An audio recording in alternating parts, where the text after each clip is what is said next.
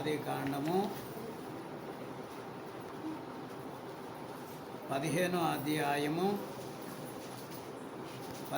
అధ్యాయం ఆదికాండము 5వ వచనం 1.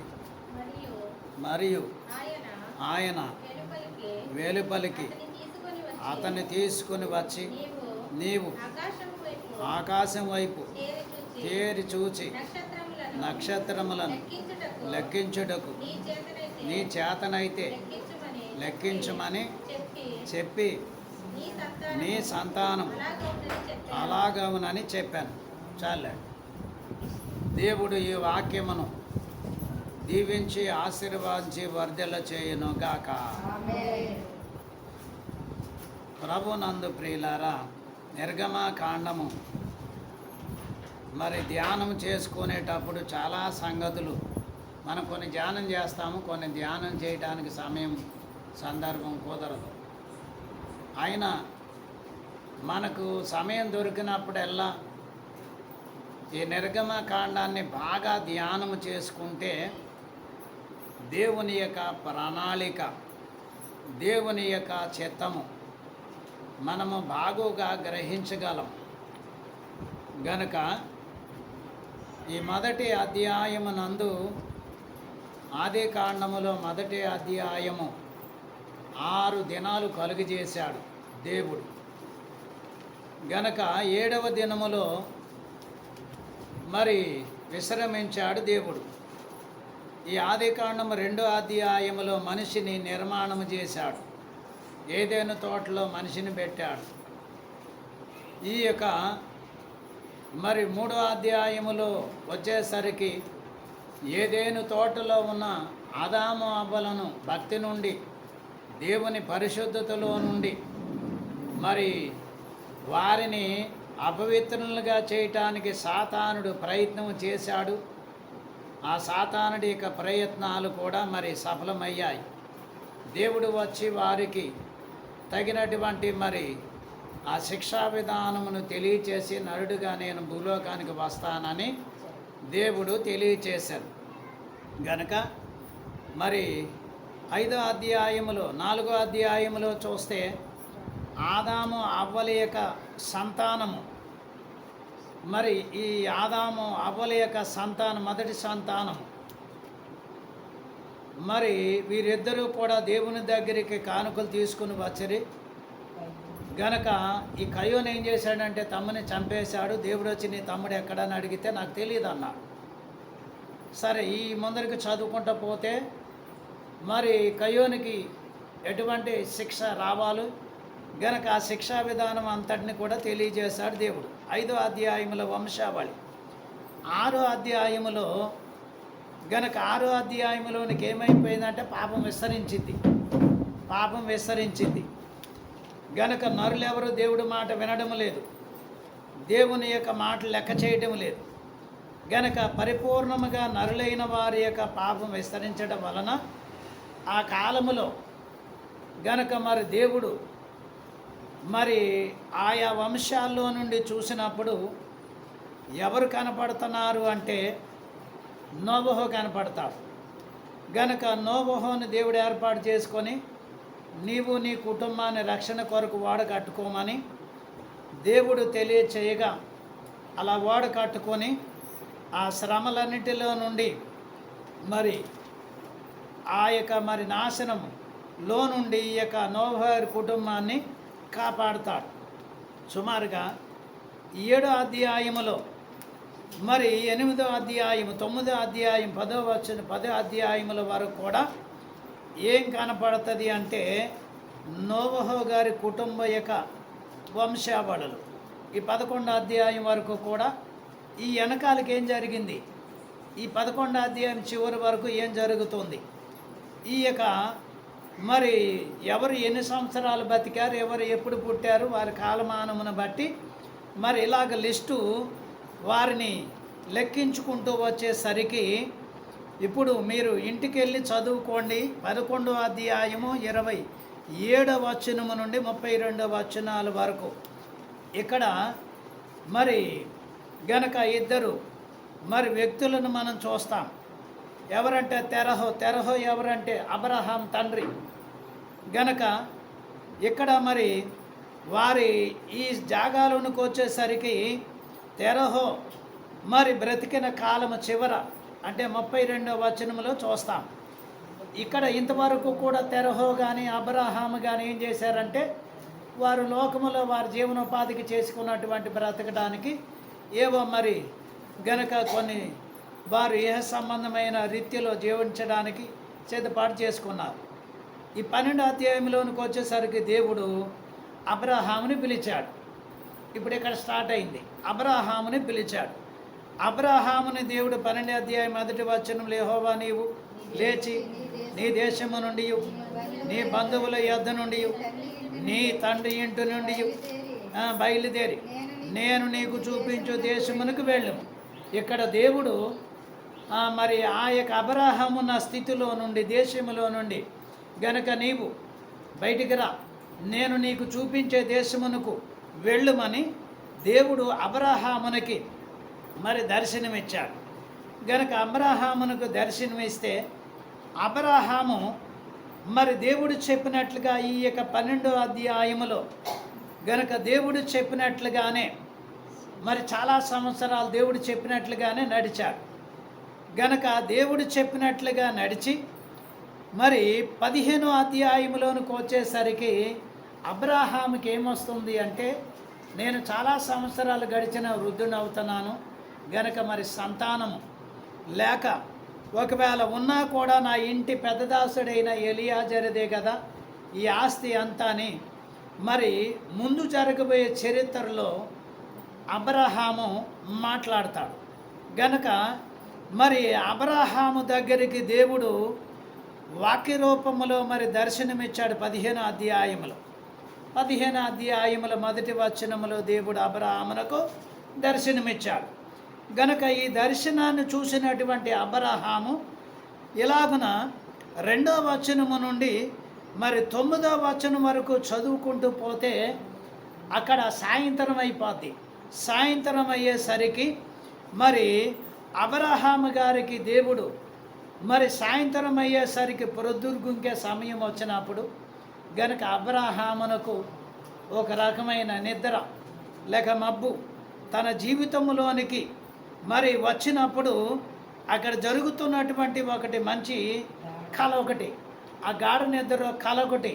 ఆ కళలో ఏం జరుగుతుందంటే నీ సంతానమైనటువంటి వారు మరి గనక తమది కాని దేశములోనికి వెళతారు అని దేవుడు ఆ కళలో చెప్పినటువంటి మాటలు గనక ఈ నిర్గమకాండం అంతా కూడా యోసేపు యాకోబు కొడుకులు 12 మంది, ఈ 12 మందిలో గనక 11వ వాడైన యోసేపు ఐగుప్తు దేశానికి అమ్మబడటం, మరి అమ్మబడిన తర్వాత అక్కడికి వెళ్ళిన తర్వాత ఈ గోషెను ఈ యొక్క ఇశ్రాయేల్ దేశంలో ఉన్నటువంటి దేశమంతా వాన లేక కరువు వచ్చేసింది. ఆ కరువు వలన మరి దేవుడు చూపించినటువంటి విధానమును బట్టి యొక్క యాకోబు సంతానం అంతా కూడా ఎక్కడికి చేరుకున్నారంటే ఐగుప్తు దేశానికి చేరుకున్నారు. ఐగుప్తీయులకు ఈ యొక్క గొర్రెల కాపర్లైన ఈ యొక్క వీరికి కూడా పడదు గనక వీరిని తీసుకెళ్ళి ఎక్కడ పెట్టాడంటే గోషేను దేశంలో పెట్టాడు. ఐగుప్తు దేశంలో మరి పరిపాలన ఎవరిది అంటే రాజుది అయిన అధికారమును బట్టి ఈ పోతీఫరుది అధికారముది బట్టి మరి యోసేపు గారు అడగగా ఈ ఐగుప్తిలోకి వచ్చినటువంటి యాకోబు సంతానాన్ని తీసుకెళ్ళి గోషేను దేశంలో పెట్టాడు. గనక మరి ఇప్పుడు మనం చదివినటువంటి వాక్య భాగములోనికి వద్దాం. 5వ వచనములో చదువుకున్నాం. మరియు ఆయన వెలుపలికి అంటే గనక మరి దేవుడు ఈ మాటలు ప్రత్యక్షమై అబ్రహామునకు కనబడి మాట్లాడినప్పుడు దేవునితో అబ్రహాం అన్నటువంటి మాట ఏముంది గనక నా పెద్దదాసుడైన దమస్కు వాడైన ఎలియాజరే నా ఇంటికి ఆస్తికర్తగా ఉండును అని దేవునితో ఈ మాట చెప్పినప్పుడు దేవుడు ఏమంటున్నాడంటే అది కాదు, నీ గర్భాన్న మరి పుడతాడు ఒక సంతానము నేను నీకు ఇస్తాను అని ఆ మాట చెబుతూ అబ్రహాము ఇంట్లో ఉన్నటువంటి అబ్రహాముని ఇంటి నుంచి బయటికి వెళ్తే ఏం కనపడతాయి ఏం కనపడతాయి? కుమార్ గారు నన్ను చూస్తున్నారు. ఏం కనపడతాయి? మీకేం కనపడవు. ఏం కనపడతాయి? నక్షత్రాలు కనపడతాయి.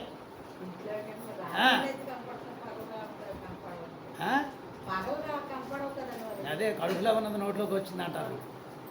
సంగతి ఏంటంటే ఈ అబ్రహాముని మరి ఇంట్లో నుంచి దేవుడు చేయి పట్టుకుని బయటికి తీసుకెళ్ళి, అబ్రహాం బయటికి పైకి చూడు, మధ్యాహ్నం ఇంకా పొద్దు పొడసలేదు గనక పొద్దుకోక్కలేదు. పొద్దుకూకిన తర్వాత నక్షత్రాలు కనపడతాయి కదా.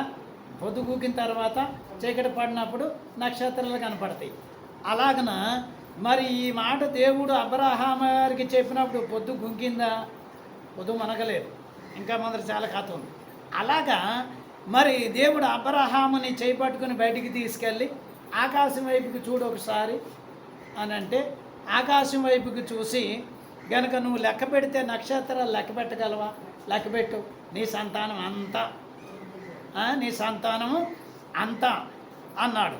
గనక ఇసుక తీసి చేతిలో పోసి నీ సంతానం ఎంత, ఇసుకని లెక్క పెట్టు అన్నాడు. గనక ఈ రెండూ కూడా అబ్రహాము యొక్క వంశాన్ని వృద్ధి చేయటానికి దేవుడు మరి దీవెనలుగా ఈ యొక్క మరి అబ్రహామునికి నీ సంతానం ఎంత అని దీవెనిచ్చాడు. ఈ 11-10 వచనాల దగ్గరికి వచ్చేసరికి ఇదేం జరగలేదు. నీ సంతానం వారు మరి ఇన్ని 100 ఏండ్లు 400 ఏండ్లు ఐగుప్తు దేశస్తులకు బానిసలు అయిపోతారో అని దేవుడు అబ్రహామునికి సంతానం ఇవ్వకముందే, ఇస్సాకు పుట్టకముందే, యాకోబు పుట్టకముందే, యోసేపు గారు రాకముందే ఈ కథ అంతా కూడా ఒక సినిమాలా దేవుడు చూపించడం జరిగింది. గనక ఈ వాక్యాన్ని బట్టి ఎక్కడికి అనగా అబ్రహాము యొక్క సంతానము చెరలోనికి వెళ్ళిపోయే పరిస్థితి వచ్చింది. గనక ప్రతిదానికి కూడా ఒక కారణం కావాలి. ఆ కారణాన్ని బట్టి మరి అబ్రహాము ఎంతవరకు చూశాడు? 16వ అధ్యాయము, 17వ అధ్యాయము, గనక మరి 18వ అధ్యాయము, గనక 19 అధ్యాయాల వరకు కూడా మరి నిరీక్షణ కలిగి చూశాడు. చాలా రోజులు గడిచిపోయినవి గనక చాలా రోజులు గడిచిపోయి పరిస్థితి మరి వృద్ధాప్యం వచ్చినప్పుడు ఆ వృద్ధాప్యమందు ఏం జరిగింది? వృద్ధాప్యమందు మరి ఇస్సాకు అనేటువంటి అబ్రహామునకు మరి శారా ద్వారా పుట్టినటువంటి కుమారుడు. గనక ఈ కుమారునికి మరి ఎవరు పుట్టారు? యాకోబు. గనక యాకోబుకి మరి కుమారులు ఎంతమంది? 12 మంది. ఈ 12 మంది యాకోబు కుమారులు గనక ఎక్కడ ఆరంభమైంది అని అంటే మరి యాకోబు 11వ కుమారుడు పుట్టిన తర్వాత కథ ఆరంభమవుతూ ఉంది. గనక మరి ఇక్కడ వరకు చూస్తే మరి 27-28 అధ్యాయాల్లో ఏం చేస్తాడంటే మరి ఈ యొక్క ఇస్సాకు కుమారుడైనటువంటి యాకోబు అన్నగారు వీరిరువురు కలిపి ఏం చేస్తారు అంటే ఎవరి వృత్తి వాళ్ళది.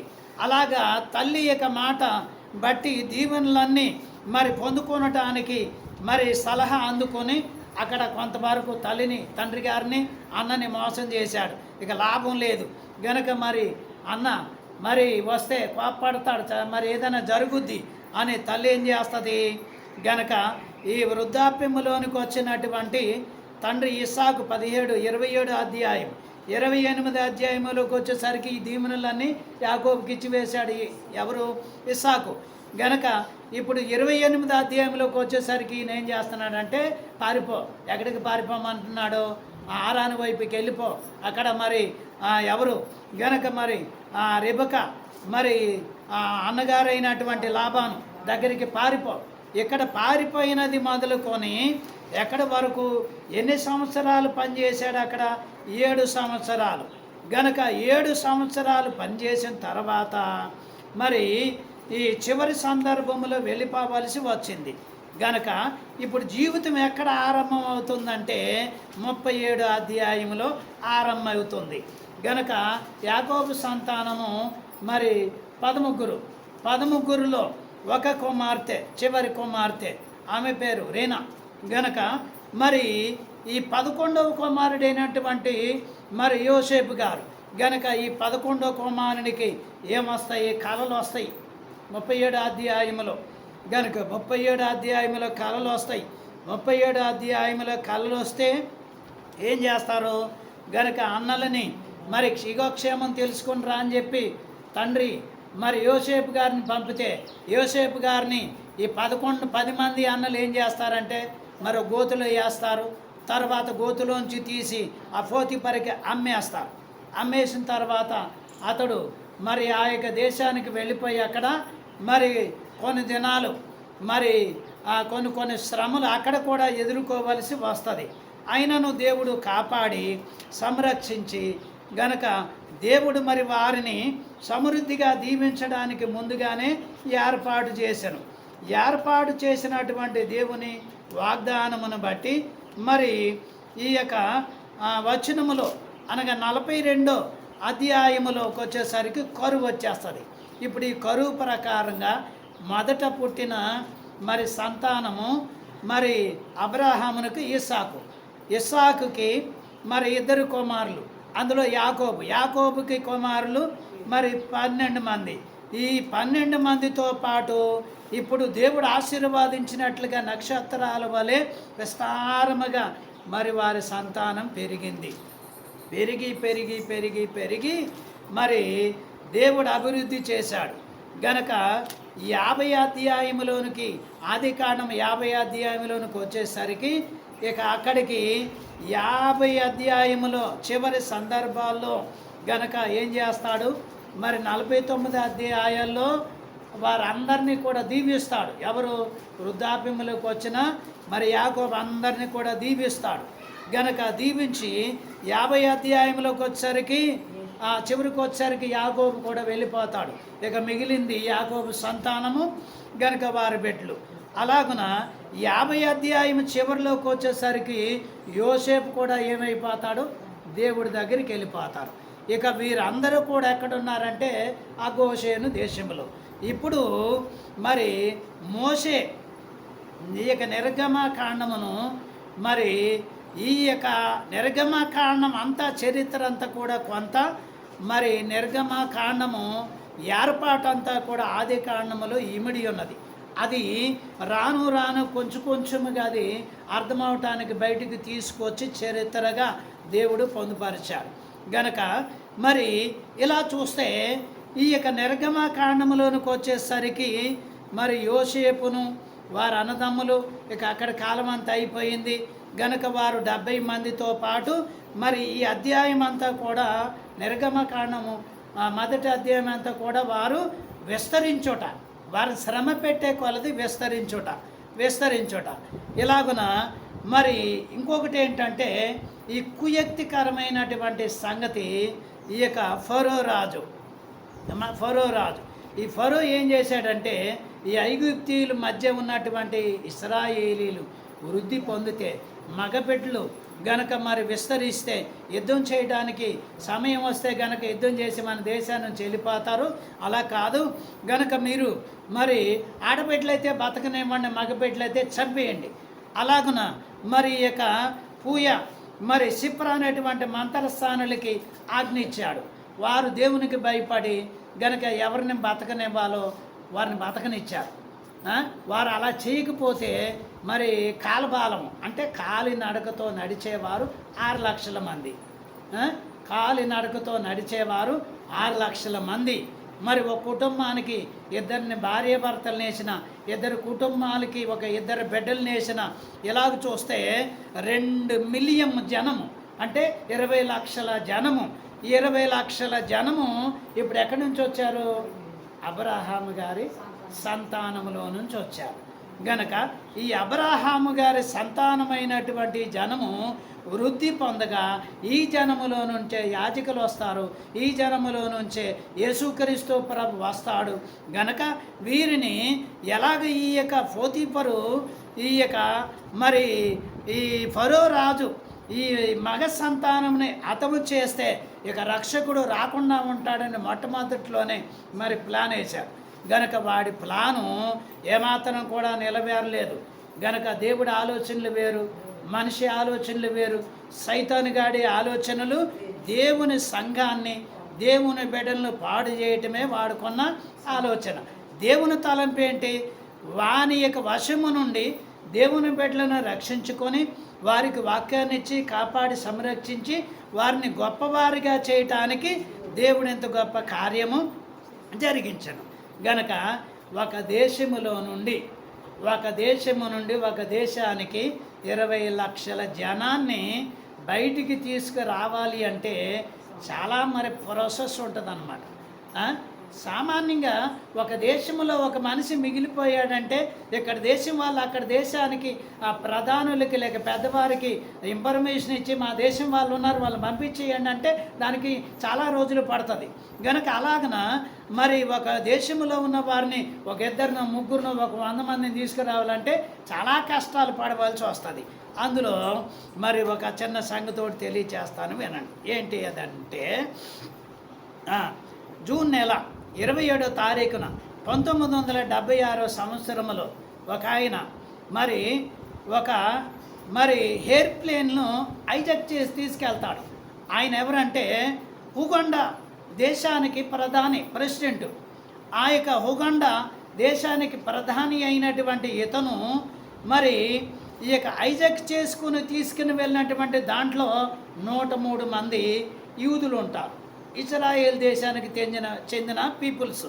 గనక వారిని తీసుకుని వెళ్ళటానికి ఇశ్రాయేలీల కమాండర్లు అయినటువంటి వారు ఆ ప్రదేశానికి వెళ్తారు. గనక ఆ ప్రదేశానికి వెళ్ళినప్పుడు ఈ యొక్క ఇశ్రాయేలీలైనటు యూదులైనటువంటి వారు 103 మంది. గనక ఈ 103 మందిని విడుదల చేసుకొని వారిని ఏం చేయాలంటే ఇశ్రాయేల్ దేశానికి తీసుకెళ్ళాలి. ఇది జూన్ నెల 27వ తారీఖు 1976 సంవత్సరంలో మరి ఈ యొక్క 103 మందిని హైజాక్ తీసుకొని వెళ్ళిపోయాడు. ఇప్పుడు వారిని తీసుకురావడానికి ఇశ్రాయేల్ దేశంలో ఉన్న కొంతమంది కమాండర్స్ వెళ్ళి ఏం చేశారంటే ఈ యొక్క మరి ఈ ప్రెసిడెంట్ గారు రూపం ఎలాగ ఉంటుంది, నల్లగా ఉంటాడు, ఎత్తుగా ఉంటాడు, పొడుగ్గా ఉంటాడు. అలాగున వీరు వెళ్ళి అక్కడ తమకి కావలసిన ఏర్పాటు అంతటిని కూడా సిద్ధపాటు చేసుకొని ఆ యొక్క సిద్ధపాటులో ఈయన పేరు ఏంటంటే ఈడీ మీన్ అనేటువంటి పేరు కలిగిన వ్యక్తి ఇప్పుడు ఈ 103 మంది కూడా ఇతని వశంలో ఉంటారు. వీళ్ళని విడిపించాలి అంటే మరి చాలా కొంచెము ఆలోచనతో లేక కొంచెము రకరకాలైన పరిస్థితులతో కూడినటువంటి పరిస్థితి. ఇక్కడ ఏం చేస్తారంటే ఈ ఇశ్రాయేల్ దేశం నుంచి 100 మంది సైనికులు వెళ్ళి ఏం చేస్తారంటే ఇశ్రాయేలీలతో మరి కలుసుకొని వారిని ఏర్పాటు చేసుకొని బంధించబడినటువంటి వారిని విడిపించడానికి మరి ఈ MTM అనేటువంటి ఎయిర్ పోస్టుకు వారిని తీసుకెళ్ళటానికి ఒక ఫ్లైట్ సిద్ధం చేసి ఒక 90 నిమిషాలు అంటే సమయాన్ని కేటాయిస్తారు. ఒక 90 నిమిషాలు. ఈ 90 నిమిషాలు ఏంటంటే ఈ మనిషిని పోలిన ఒక మనిషి డమ్మీ మనిషిని నిలువబెట్టి మరి ఆ 90 నిమిషాలు ఏం చేయాలంటే ఈ 103 మందిని కూడా విడిపించుకొని వారి దేశానికి వెళ్ళిపోవాలి. ఇది వాళ్ళు తలంచినటువంటి వాళ్ళు ఆలోచించినటువంటి ఆలోచన. వాళ్ళు ఏంటంటే ఆ యొక్క ఈడీ మీను అనేటువంటి వ్యక్తిని పోలి ఆ రూపాన్ని ఆ వ్యక్తిని పోలినటువంటి ఒక డమ్మి ఆ మనిషిని తయారు చేసి అక్కడ పెట్టి ఆ 90 నిమిషాల్లో ఈ యొక్క 103 మంది పీపుల్స్ని ఇశ్రాయేల్ దేశం వారిని ఏం చేస్తారంటే మరి తీసుకుని వెళ్ళిపోతారు. అతడు నల్లగా ఉంటాడు గనక ఆ వ్యక్తి లాంటి వ్యక్తిని ఏర్పాటు చేసి వీరు ఆ 90 నిమిషాల్లోనే ఈ మనుషుల్ని అంటే యూదులైన వారిని తీసుకొని వారి దేశానికి వెళ్ళిపోతారు. మరి వీళ్ళని విడిపించడానికి ఈ 90 నిమిషాలు పట్టింది అనుకుందాం. ఇశ్రాయేలీల్ని దేవుడు విడిపించడానికి ఎన్ని సంవత్సరాలు పట్టింది? ఎన్ని సంవత్సరాలు పట్టింది?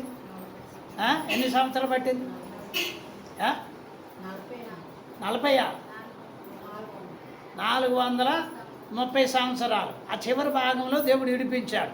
కాబట్టి ఈ 430 సంవత్సరాలు ఎందుకు ఈ శ్రమ వీరికంటే వీరికి దేవుడిని కూర్చున్నటువంటి అవగాహన రావాలి. వీళ్ళకి ఎవరికి వీరికి దేవుని కూర్చున్నటువంటి అవగాహన వీళ్ళకి వస్తే వీళ్ళు ఏం చేస్తారు? ప్రార్థన చేస్తే ఏం చేస్తాడు? దేవుడు వారిని విడిపిస్తాడు. గనక విడిపించిన తర్వాత దేవుడు వారికి ఏమి ఇవ్వాలి? దేవుడు వారిని ఎలా నడిపించాలి? దేవుడు వారికి ఏమేం చెప్పాలి గనక అన్నిటినీ కూడా మరి దేవుడు వారిని విడిపించి మంచి ఏర్పాట్లోనికి తీసుకొని వస్తాడు. సరే, ఇది మొదటి అధ్యాయం నిర్గమ కాండం. ఇప్పుడు రెండో అధ్యాయంలో గనక లేవి వంశస్థుడు వెళ్ళి లేవి కుమార్తెని వివాహము చేసుకొనెను. ఆ స్త్రీకి మరి స్త్రీ గర్భవతి అయి కుమారుని కనెను. గనక అహరోను తర్వాత మిరియాము వారిద్దరు జన్మించారు. తరువాత పుట్టినటువంటి వాడు మోషే. గనక ఈ మోషే అనేటువంటి పేరు హెబ్రీయులది కాదు, యూదులైన వారు పెట్టుకునే పేరు కాదు. గనక మరి ఇది ఏ పేరు? గనక ఈ పేరు ఎందుకు పెట్టవలసి వచ్చింది?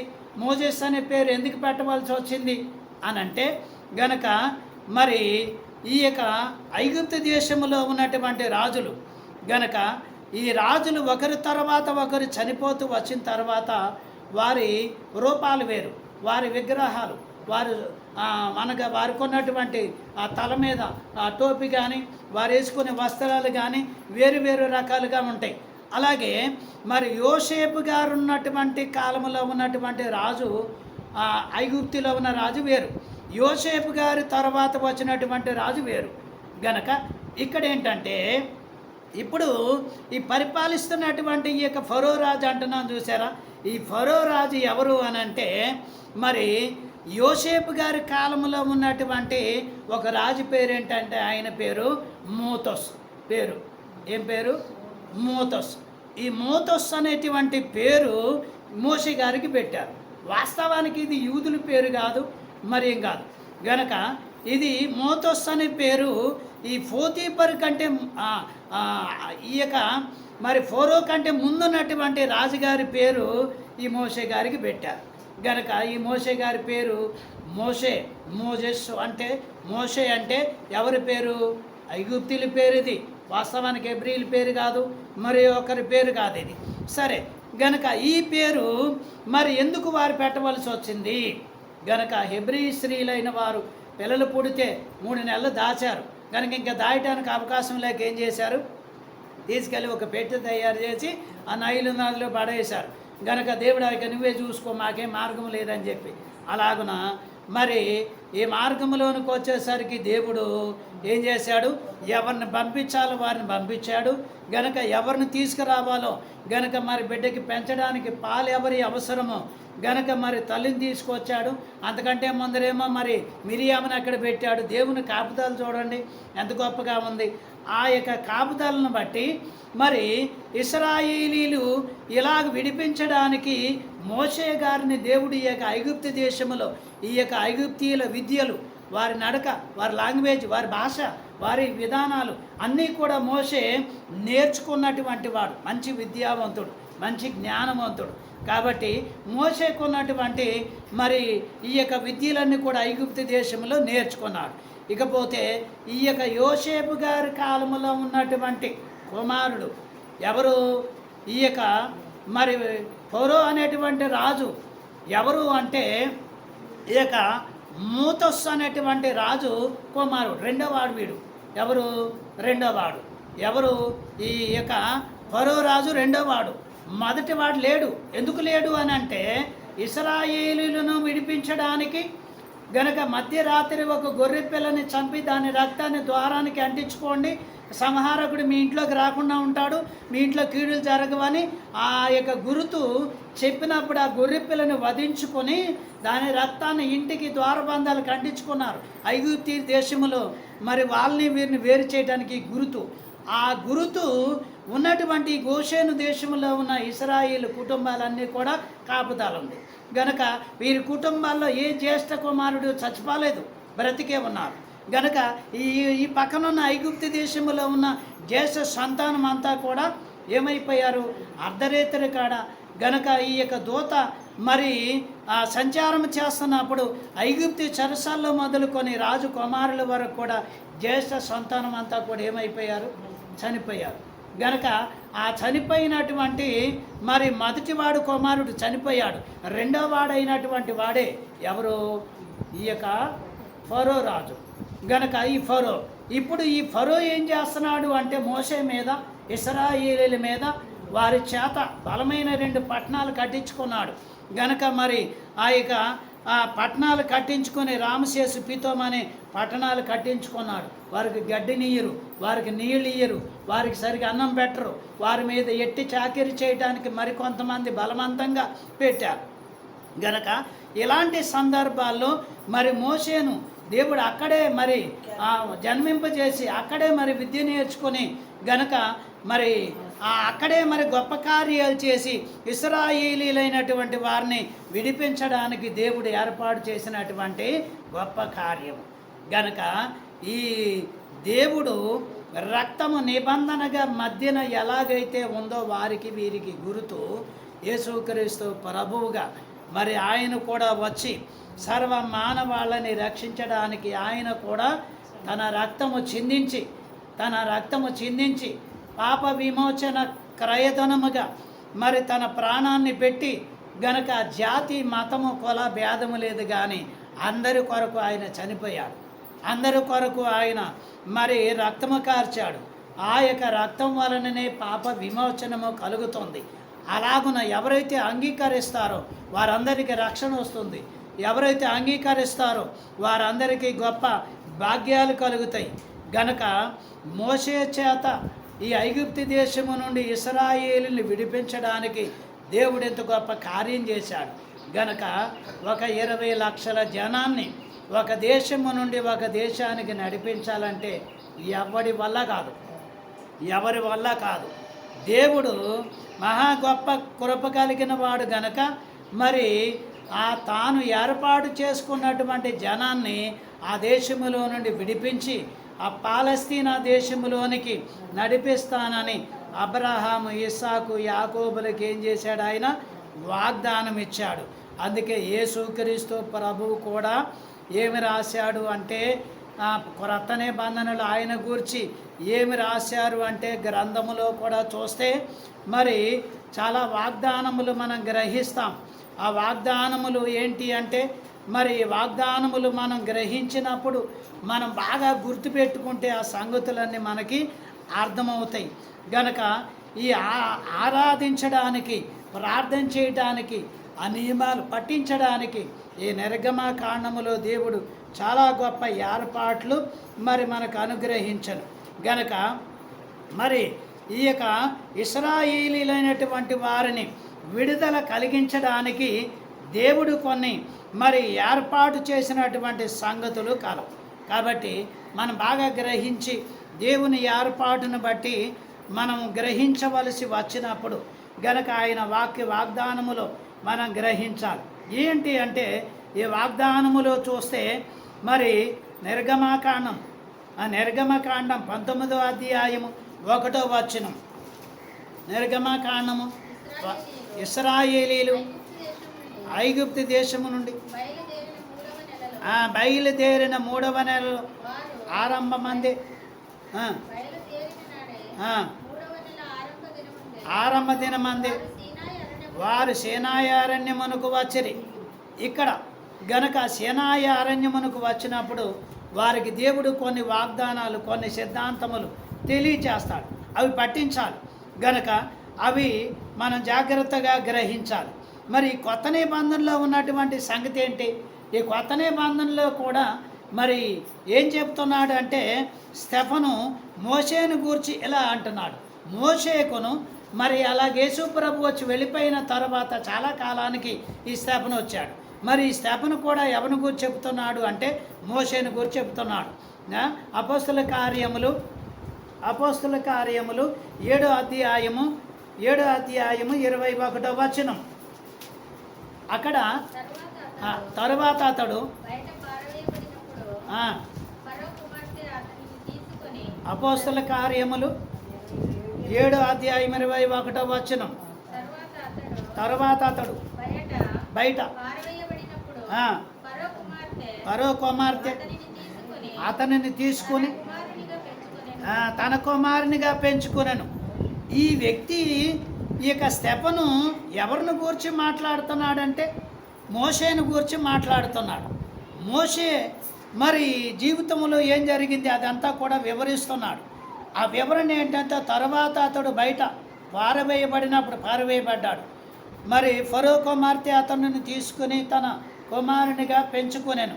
గనక ఇక్కడ ఆయన ఐగుప్తు దేశంలో ఉన్న సకల విద్యలు కూడా ఏం చేశాడు నేర్చుకున్నాడు. అభ్యాసించడం అంటే నేర్చుకున్నాడు. గనక నేర్చుకున్నాడు.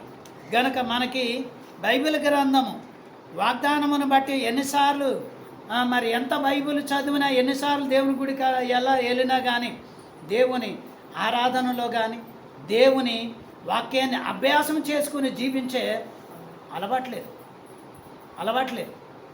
కాబట్టి ఏం అలవాట్లేదంటే మనకు అలవాట్లేదు. మోషే గారికి ఏముందంట, ఐగుప్తి లేక ఆ పరిస్థితిలో ఉన్న లాంగ్వేజ్ కానీ భాష కానీ ఆ భాషను మరి ఆ యొక్క విద్యలన్నీ కూడా అభ్యాసం చేసుకునటానికి గనక అతనికి ఏమయ్యింది, గనక ఈ మంచి విషయాలు గనక నేర్చుకున్నాడు అతడు. మనం నేర్చుకోవాలి దేవుడి దగ్గర, మనుషుల దగ్గర కాదు, దేవుడి దగ్గర నేర్చుకోవాలి. అలా నిర్గమకాండం 17:14 చూస్తాం. నిర్గమకాండము 17:14 గనక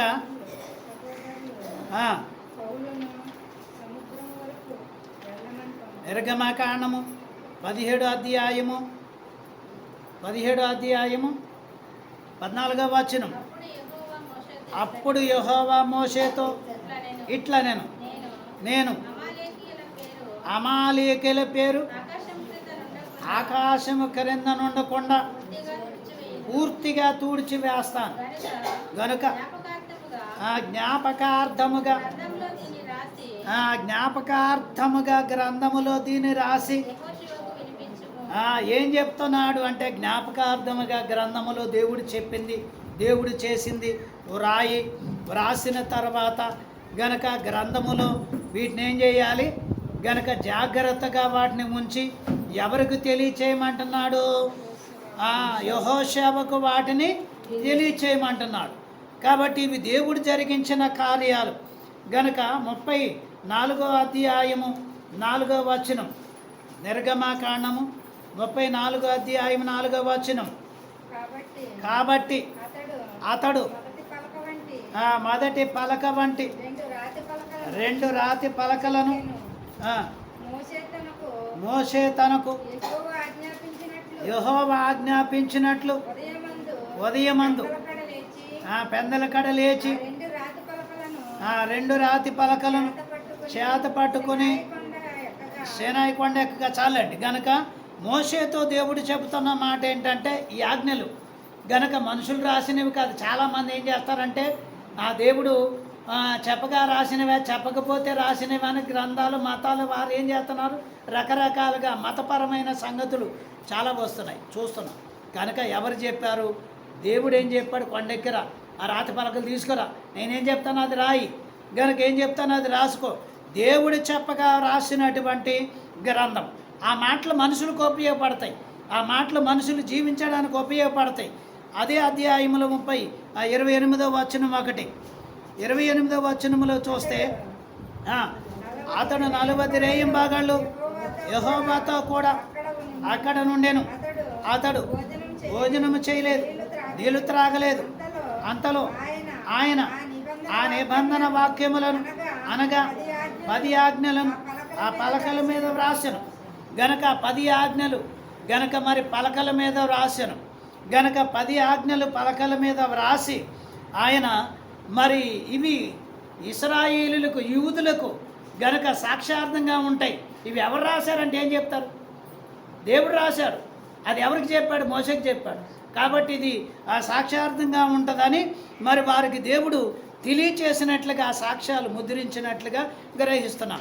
యెహోషువ గ్రంథము 1వ అధ్యాయం 7వ వచనంలో కూడా ఏముంటుందంటే, ఇక్కడ ఈ ద్వితీయోపదేశకాండం చివరికి వచ్చేసరికి ఈయనేమైపోయాడు, మోషే గారు వెళ్ళిపోయాడు దేవుడి సన్నిధికి. ఇక ఇశ్రాయేలీయుల్ని యోర్దాను నది అవతలికి దాటించి ఈ భూములన్నీ పంచిపెట్టే బాధ్యత ఎవరికి అప్పచెప్పాడు, యెహోషువకు అప్పచెప్పాడు. గనుక యెహోషువకు కూడా దేవుడు ఏం చెప్తున్నాడు, అయితే నీవు నిబ్బరం కలిగి జాగ్రత్త పడి బహుధైర్యముగా నుండి నా సేవకుడైన మోషే నీకు ఆజ్ఞాపించిన ధర్మశాస్త్రం అంతటి చొప్పున చేయవలను.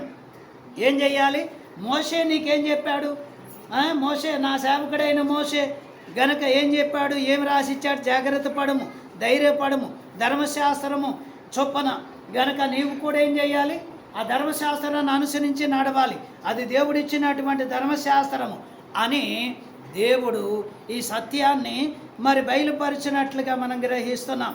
అలాగే రాజుల మొదటి గ్రంథం 2వ అధ్యాయం 3వ వచనంలో కూడా మోషే మరి నీ దేవుడైన యెహోవా ధర్మశాస్త్రములో వ్రాయబడిన దేవుని కట్టడలను దావీదు గారు ఈ పంచకాండాలు అంటే ఈ ఆది కాండము, నిర్గమ కాండము, లేవీ కాండము, సంఖ్యాకాండము, ద్వితీయోపదేశ కాండము, ఈ 5 కాండాల్లో రాయబడినటువంటి ఆజ్ఞలు ఏమైతే ఉన్నాయో ఆ ఆజ్ఞలు దావీదు రాజైనటువంటి తను కూడా అనుసరించి తన తర్వాత వస్తున్నటువంటి రాజుగా ఉంటున్నటువంటి సొలొమోనునకు కూడా ఇవి ఏం చేస్తున్నాడు? ఏం చేస్తున్నాడు? ఇవి దేవుడు ఎవరికి ఇచ్చాడు? మోషేకి ఇచ్చాడు. వాటిని మన పితరులు అనుసరించారు. గనక నేను అనుసరించాను, తర్వాత నువ్వు కూడా ఏం చెయ్యాలి? అనుసరించాలి. రాజుల మొదటి గ్రంథం 2వ అధ్యాయం 3వ వచనములో నీ దేవుడైన యెహోవా అప్పగించిన దానిని కాపాడి ఆయన మార్గములన్నిటినీ ఎడల నీవు ఏ పని పూనుకొని నన్ను ఎక్కడ తిరిగిన అన్నిటిలో నడుచుకుందుము. మోషే ధర్మశాస్త్రములో రాయబడి ఉన్న దేవుని కట్టడలను ఆయన నియమించిన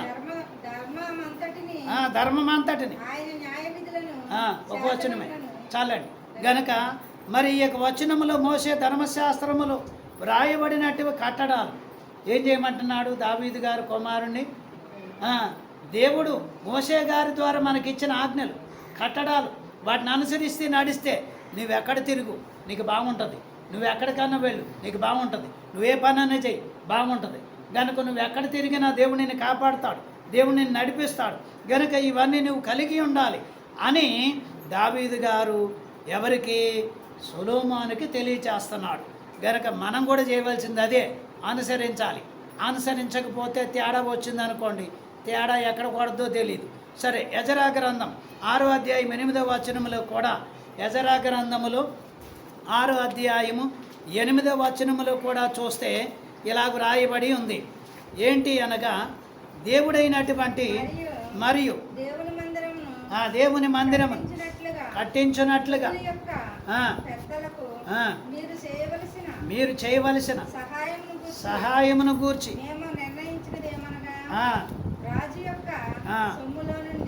ఎజరా గ్రంథము 6వ అధ్యాయం 8వ వచనములో ఏముంటుంది?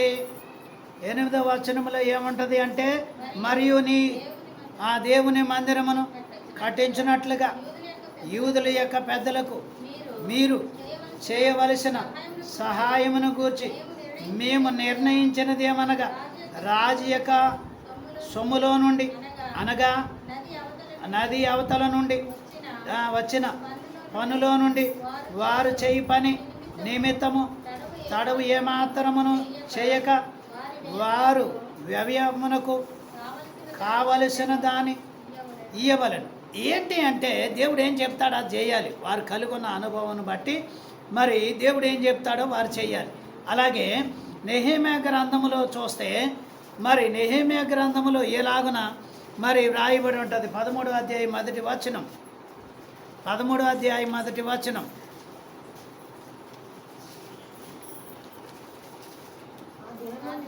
ఆ దినమందు వారు మోషే గ్రంథం జనులకు చదివి వినిపించగా అందులో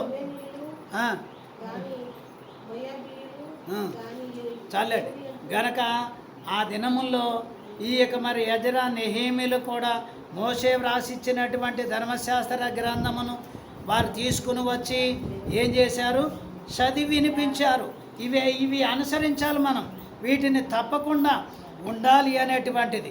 గనుక ఇప్పుడు యేసుక్రీస్తు ప్రభు కూడా మరి మార్కు సువార్త 7వ అధ్యాయం 10వ వచనములో ఎలాగున, ఎందుకంటే యేసుక్రీస్తు దేవుడు అంటే కొంతమంది అప్పటి కాలంలో ఇప్పటి కాలంలో కూడా మరి నమ్మరు కూడా.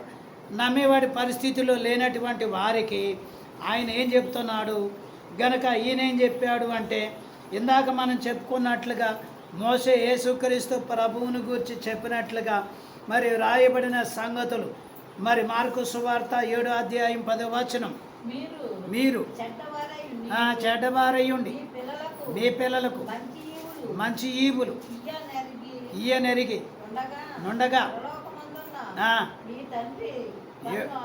మార్కు సువార్త 7వ అధ్యాయం 10వ వచనం, మీ తల్లిదండ్రులను నీ తల్లిదండ్రులు కనపరచవలననియు తండ్రినైనను తల్లినైనను దూషించువానికి మరణ శిక్ష విధింపవలననియు మోసే చెప్పాను కదా. మోసే ఏం చెప్పాడు అక్కడ? ఆజ్ఞల్లో తల్లిదండ్రులు సన్మానించు. ఈ మాట ఎవరు చెప్తున్నారు? మరలా యేసుప్రభు వారు చెప్తున్నారు. గనక మోసే చెప్పిన మాట ఏంటి? తల్లిదండ్రులు సన్మానించు. ఈ మాటలన్నీ కూడా మరి దేవుని వాగ్దానమును బట్టి రాయబడినవి. అలాగే 12వ అధ్యాయం మార్కు సువార్త 26వ వచనములో ఇక్కడ ఒకవేళ మోసే మాటలు కనుక నమ్మితే మీరు నా మాటలు కూడా నమ్ముదురు, మోసే మాటలు కనుక నమ్మకపోతే నమ్మరు అని యేసు ప్రభు వారు చెబుతున్నారు. 12వ అధ్యాయము మృతులను గూర్చిన సంగతి మోసే సంగమందరి వదన గురించిన భాగములో మీరు చదవలేదా? ఎందుకు ఈ మాట చెప్పాడు ఆయన?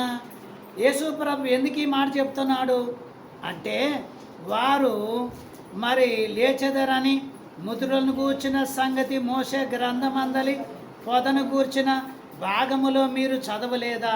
ఈ మాట యేసు ప్రభు వారు మోసే గ్రంథాన్ని చదివారా? చదివితే అక్కడ పొదను గూర్చిన రాయబడిన సంగతి ఏంటి? అక్కడ మండుతున్నట్టుగా కనపడుతుంది, తర్వాత ఏమీ లేదు. కాబట్టి ఆ పొద యొక్క పరిస్థితి చూస్తే మనుషుడు చనిపోయినా కానీ తిరిగి పునరుద్ధానికి సూచనగా ఉంది. ఆ పొద భాగం మీరు చదవలేదా? ఆ పొద భాగం మీకు అర్థం కాలేదా? గనక ఆ పొద భాగం కనుక మీకు అర్థమైతే నన్ను కూడా మీరు అర్థం చేసుకుందరు అని యేసుక్రీస్తు ప్రభు వారు చెబుతున్నారు. ఈ పొద అంటండి ఎలాగుంది? చనిపోయిన వారిని తిరిగి లేపడానికి పునరుద్ధానమునకు సూచనగా ఉంది. అదే యేసుక్రీస్తు ప్రభు చేసింది. గనక ఆయన మరి పునరుద్ధానుడై తిరిగి లేచి వచ్చాడు. గనక ఆయన లేచి వచ్చినందువలన ఈ కార్యములు జరిగినవి. గనక మరి ఒక వాక్య భాగము యోహాను రాసిన సువార్త 5వ అధ్యాయము, యోహాను రాసిన సువార్త 5వ అధ్యాయము 46-47 వచనాల్లో చూస్తే ఇలాగ రాయబడి ఉంది.